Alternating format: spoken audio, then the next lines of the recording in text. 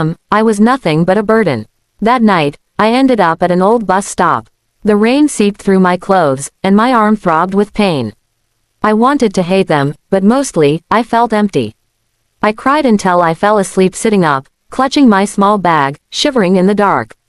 The next morning, I went to school, wearing a sweatshirt and jeans instead of a gown. My friends noticed the red mark on my arm, the emptiness in my eyes, but I told them I was fine. I stayed at a friend's house that week, doing everything I could to avoid going back home. Days turned into weeks. My parents didn't call. They didn't even check if I was alive. I found a job at a diner, working long shifts while finishing my classes. The burn eventually healed, but the scar stayed, a constant reminder of that night and everything it took from me. I graduated without them there. When my name was called, I looked out into the crowd, hoping maybe, just maybe, they'd show up. But the seats where they should have been were empty. Still, I kept going. I put myself through college with scholarships and late-night shifts. I promised myself I'd never need them again. Every time I felt weak, I remembered my father's words, "You're trash," and used them as fuel to prove him wrong. It wasn't easy, but little by little, I built my own life from the ashes, just like that burned dress. Years had passed since that night when my family turned their backs on me.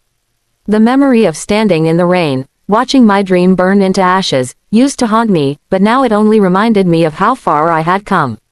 I had built a life from nothing, piece by piece, without their help, without their love, and without their approval. I was no longer the scared, heartbroken girl they had thrown out. I had become a woman who knew her worth, and I had turned every insult and every wound into a stepping stone toward success. After years of working 2 jobs and studying at night, I earned my business degree and opened a small boutique. It started as a single rented room with 2 sewing machines and a dream.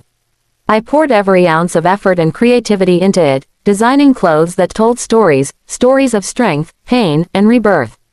People loved them because they were real. My designs carried emotion, something raw and human that touched hearts.